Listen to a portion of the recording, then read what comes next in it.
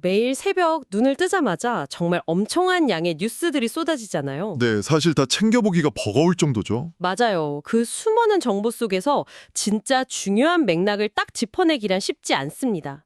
지금 이 방송을 듣고 계신 여러분 역시 지적 호기심을 채우고 세상의 흐름을 읽어내려고 늘 안테나를 세우고 계실 텐데요. 환영합니다. 반갑습니다. 저희는 매일 아침 핵심 기사들을 큐레이션해서 하루의 인사이트를 제공해드리는 유튜버 BT의 5분 세상 읽기 채널입니다. 네, 매일 5분씩 핵심만 짚어드리고 있죠. 그런데 오늘은 평소에 그 짧은 브리핑을 넘어서 그 이면에 숨겨진 거대한 체스판을 제대로 들여다보는 오늘의 심층 탐구 시간을 마련했습니다. 아주 기대가 됩니다. 파편화된 뉴스들 사이의 연결고리를 찾는 게 정말 짜릿한 작업이거든요. 그러니까요. 오늘 저희의 미션은 명확합니다. 텍스트 더미들 속에서 경제의 돈줄이 어디로 가고 있는지, 또 지정학적 위기가 우리 일상을 어떻게 위협하는지 그 진짜 의미를 파헤쳐서 여러분의 귀중한 시간을 확 아껴드리는 겁니다. 오늘 선별된 자료들을 보니까 스케일이 가히 역대급이더라고요. 장난 아니죠. 하루 1,000원짜리 아파트에 수천 명이 몰려드는 현상부터 그 주식시장을 뒤흔든 21조 원 규모의 자사주 소각, 그리고 AI가 주도하는 현대 전쟁의 서늘한 이면까지 낱낱이 해부해볼 예정입니다. 표면적으로는 경제, 국방, 사회복지 등 전혀 다른 분야의 뉴스 같아 보이죠? 네, 그렇게 보이죠. 하지만 깊이 들어가 보면 극명한 대조와 공통된 맥락을 동시에 품고 있습니다. 고도의 효율성을 추구하는 기술이 어떻게 극단적인 공포와 탐욕을 만들어내는지, 그 속에서 우리 삶은 어떻게 재편되는지 오늘 하나씩 짚어보겠습니다. 좋습니다. 전문가님 모시고 복잡한 정보들을 하나의 선명한 그림으로 연결해 볼 텐데요. 자, 이거부터 풀어보죠. 네, 어떤 소식이죠? 롤러코스터에 탑승한 우리 경제와 시장의 빅스텝 이야기입니다. 코스피 지수가 단 하루 만에 무려 280포인트나 급반등했어요. 5532선을 단숨에 회복했죠?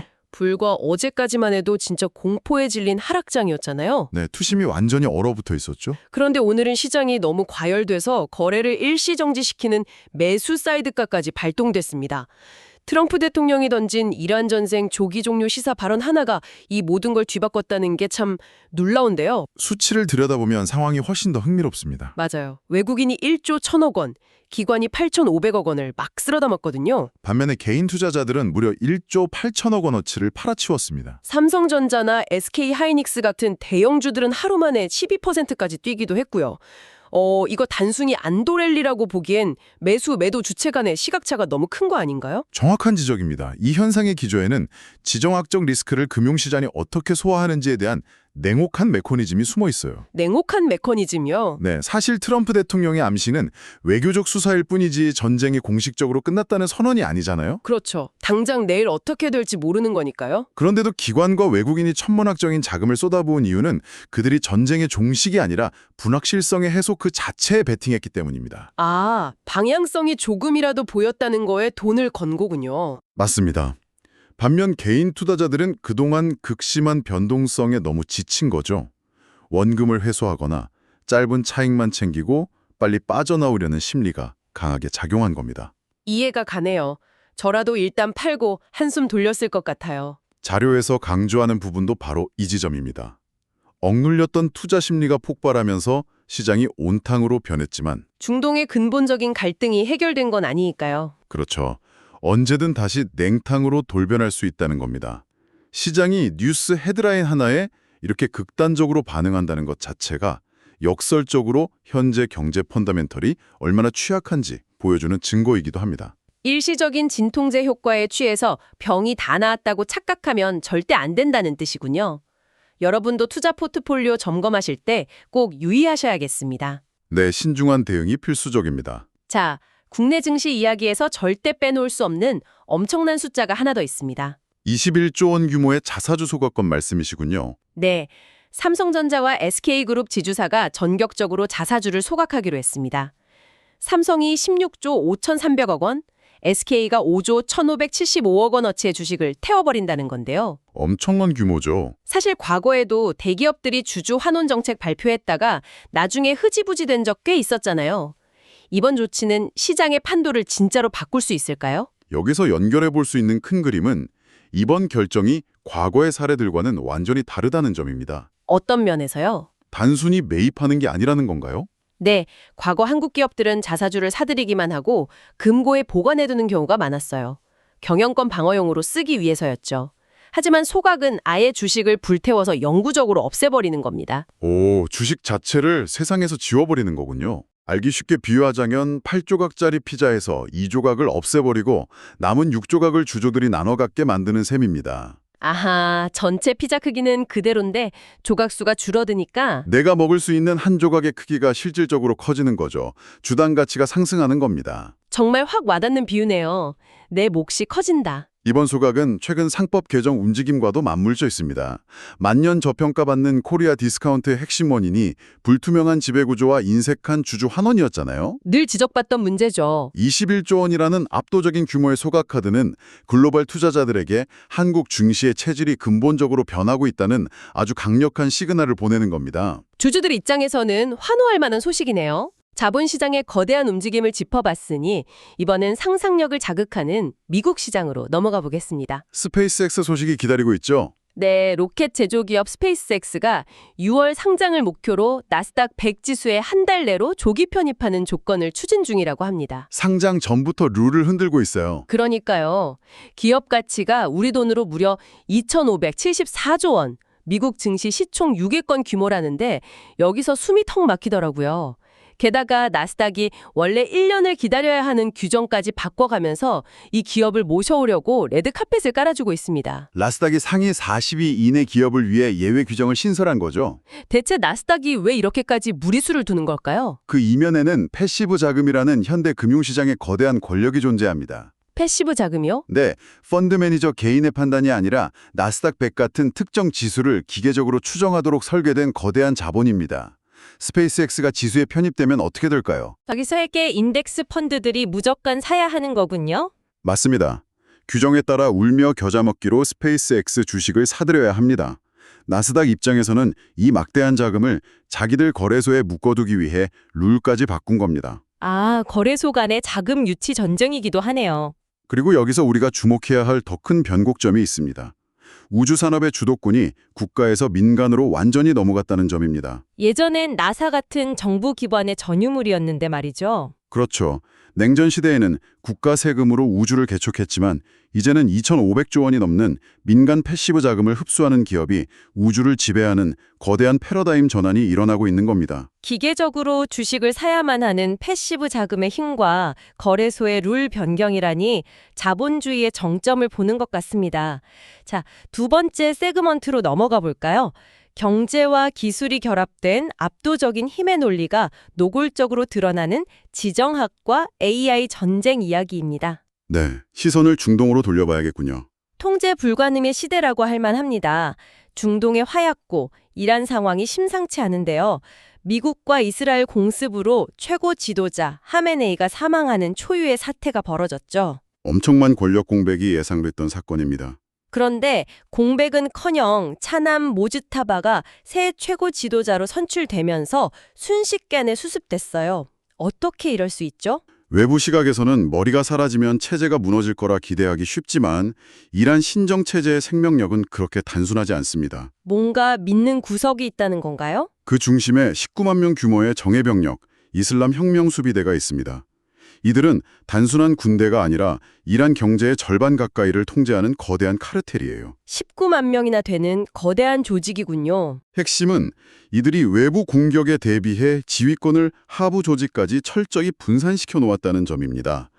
중앙의 머리가 타격을 받아도 수많은 촉수들이 각자 독립적으로 움직이며 체제 통제력을 유지하는 질긴 구조입니다. 와, 머리가 사라져도 각자 움직이는 축수라니 섬뜩하네요. 문제는 새로 선출된 모주타바의 성향입니다. 이전 지도부보다 훨씬 젊고 극단적인 강경파거든요. 내부 경제난이나 반정부 시위를 억누르려고 외부 갈등을 더 키울 가능성이 높습니다. 중동의 긴장감이 이전보다 훨씬 더 예측 불가능해졌다고 봐야겠네요. 여러분, 이 불확실성이 결국 우리 경제와 직결된다는 점 꼭 기억하셔야 합니다. 맞습니다. 모든 건 연결되어 있으니까요. 자, 이런 지정학적 긴장감 속에서 미국의 방위 산업을 둘러싸고 아주 논쟁적인 보도가 하나 나왔습니다. 트럼프 대통령 일가의 드론 투자 건이죠. 네, 월스트리트 저널 보도에 따르면요. 도널드 트럼프 주니어와 에렉 트럼프가 파우로스라는 신생 드론 회사에 막대한 투자를 하고 나스닥 상장을 추진 중이라고 합니다. 한국계 사모펀드 KCGI도 참여했다는 내용이 포함되어 있더군요. 맞아요. 우크라이나나 이스라엘의 실전에서 검증된 드론 업체에 기술을 도입해서 매월 1만 대씩 생산하겠다는데 전문가님, 이 상황 객관적으로 어떻게 해석해야 합니까? 네, 이 자료는 한쪽 편을 들기보다는 현재 미국 내에 존재하는 두 가지 팽팽한 시각을 중립적으로 잘 보여주고 있습니다. 먼저 어떤 시각이 있죠? 정책적 명분, 즉 안보 강화의 시각입니다. 미 국방부가 중국산 드론 수입을 전면 금지하면서 공백이 생겼잖아요. 네, 자국산 생태계를 키운다고 했죠? 그래서 2027년까지 11억 달러 이상의 국방 예산을 투입하기로 했습니다. 파우러스의 행보는 이 국정 기조와 맞물려서 동맹국의 기술을 들여와 자국 내 공급망을 선점하겠다는 합법적인 사업적 논리에 기반하고 있습니다. 국익과 안보에 부합한다는 주장이군요. 반대 시각은요? 비판적 시각에서는 심각한 이해 충돌과 사익 편취 논란을 제기합니다. 대통령의 직계 가족이 정부의 국방 조달 정책과 직접 맞물리는 군수 비즈니스를 주도하고 상장까지 추진하는 것이 과연 순수한 안보 목적이냐는 우려죠. 듣고 보니 양측의 입장이 극명하게 갈리네요. 네, 철저히 중립적인 입장에서 리포트하자면 국가 안보를 위한 자국 우선주의라는 명분과 권력형 비즈니스라는 우려가 동시에 존재하는 논쟁적인 상황입니다. 어느 렌즈로 보느냐에 따라 완전히 다른 그림이 되는군요. 자, 드론과 첨단 무기 이야기가 나왔으니 오늘 자료 중에서 진짜 흥미롭고 또 가장 등골이 서늘했던 소식으로 들어가 보겠습니다. 이란 공습에 투입된 민간 AI 시스템 이야기군요. 네, 미군이 사용한 핵심 전력이 바로 실리콘밸리 AI였다고 합니다. 팔란티어의 메이븐 시스템 그리고 엔스로픽의 클로드 같은 AI 플랫폼들이요. 현대전쟁의 문법이 바뀌었다는 걸 상징적으로 보여준 사건이죠. 위성 이미지랑 전파 데이터를 분석해서 무려 1000여 개의 표적을 실시간으로 선정했다는 건데요. 과거엔 정보요원들이 밤새워서 사진 해독하던 걸 이젠 알고리즘이 0.1초 만에 딱 찍어준다는 거잖아요. 마치 영화 아이언맨이 현실이 된 것 같아요. 맞습니다.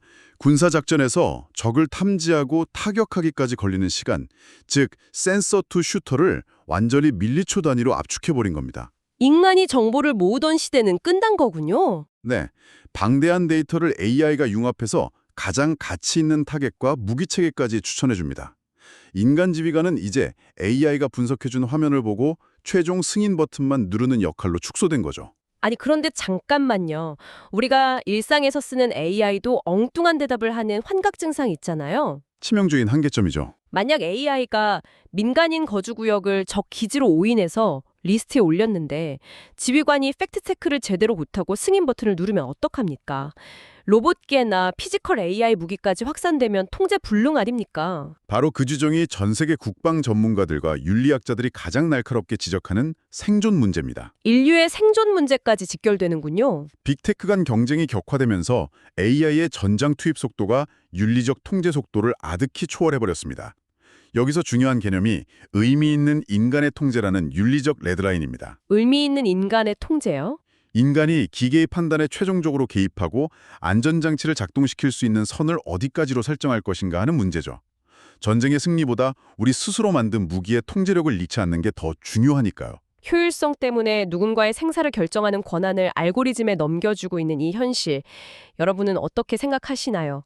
참 많은 고민을 하게 만듭니다. 국방 AI를 도입하는 국가들이 반드시 풀어야 할 딜레마입니다. 자, 지금까지 차가운 국제정세와 시장을 살펴봤다면 이번 세그먼트에서는 우리의 일상을 직접적으로 바꾸는 사회 현상들로 시선을 돌려보겠습니다. 우리 피부에 와닿는 정책 이야기들이죠.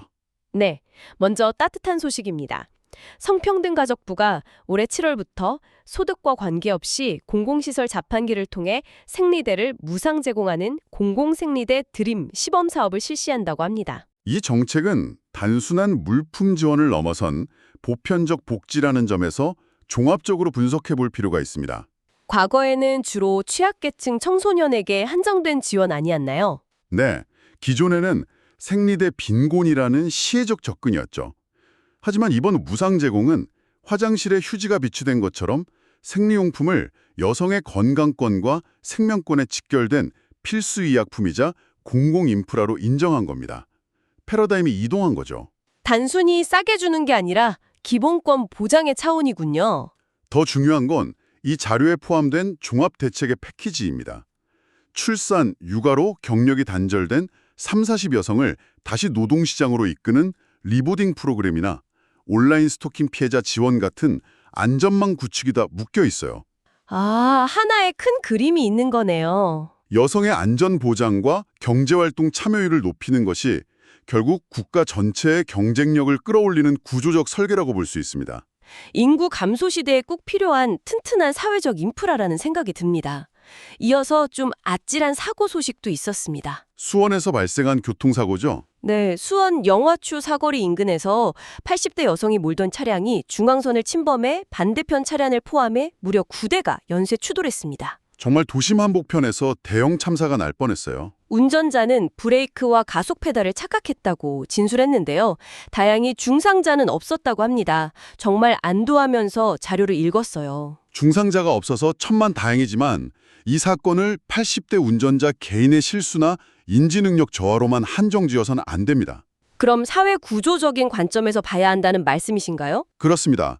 고령화 사회로 진입하면서 필연적으로 마주하는 구조적 리스크입니다. 면허를 일괄적으로 뺏을 수도 없어요. 대중교통이 부족한 지역에서는 면허가 곧 생존권이자 이동권이니까요. 맞아요. 생계가 걸린 분들도 많으시죠? 그래서 고령 운전자 면허 반납 지원책을 현실화하는 동시에 페달 오조작 방지 장치 의무화 같은 실질적 예방 대책 마련이 시급하다는 화두를 던져줍니다. 사고 후 사회적 비용보다 시스템에 투자하는 게 훨씬 합리적입니다. 개인을 탓하기 전에 시스템 자체를 초고령 사회에 맞게 업그레이드 해야겠습니다. 자, 마지막 기사는 지방에서 불어온 아주 뜨거운 바람입니다. 포항시의 임대주택 열풍이군요. 네, 하루 1,000원, 그러니까 월 3만 원만 내면 되는 1,000원 주택 예비 입주자 100가구를 모집했는데 무려 1,055명이 몰려 10.6대 1의 경쟁률을 기록했습니다. 폭발적인 반응이네요. 심지어 타 지역 외지인도 110명이나 신청했다고 해요. 월세 3만 원이라니. 저라도 조건만 맞으면 당장 짐 싸서 내려가고 싶을 정도인데 이게 모두에게 어떤 의미일까요? 청년 세대의 가장 큰 고통인 주거비 부담 경감에 강력한 메시지를 줍니다. 기존 임대주택과 달리 진입장벽을 완전히 낮췄어요. 부모님 소득이나 자산 같은 복잡한 조건을 안 따진다는 거죠? 네, 청년 본인의 소득과 재산만 봅니다. 하루 1,000원이라는 파격적인 임대료는 지자체가 청년들의 가처분 소득을 강제로 늘려주겠다는 적극적인 경제 개입입니다. 남는 돈으로 밥도 사 먹고 데이트도 하고 지역 경제가 돌겠네요. 바로 그겁니다. 전남 화순에서 시작돼서 인천, 서울 동작구, 포항으로 번지는 이 초저가 임대주택 현상은 긍정적으로 평가할 만합니다. 청년들이 주거 불안에서 벗어나 지역에 정주하게 만듦으로써 저출생 위기까지 극복해보려는 아주 절박하고 실효성 있는 정책입니다. 네, 월세 부담이 사라진 청년들이 그 지역에 남아서 미래를 계획하는 든든한 기반이 되길 응원해 봅니다. 자, 오늘 저희가 BT의 5분 세상 읽기 요약 자료들을 바탕으로 파헤쳐본 세상, 정말 다이나믹했습니다. 네, 표면적으로는 다 다른 뉴스들이었죠. 수십조 원의 자사주를 불태우는 대기업, 통제력을 잃어가는 전장의 AI, 그리고 청년들의 삶을 지탱하는 월 3만 원의 정책까지.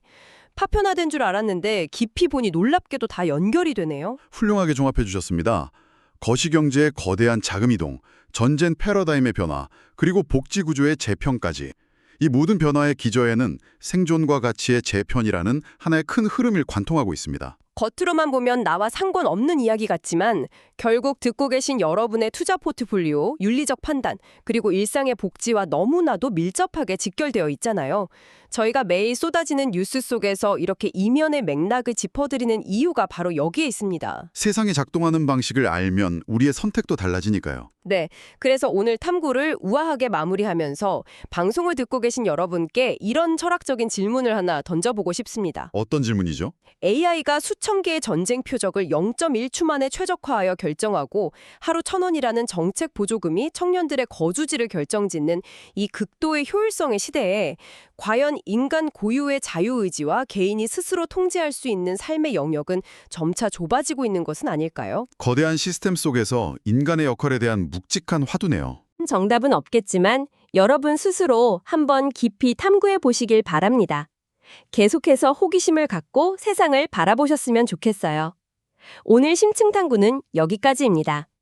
여러분의 소중한 시간을 아껴드릴 통찰력 있는 분석으로 다시 찾아오겠습니다. 고맙습니다.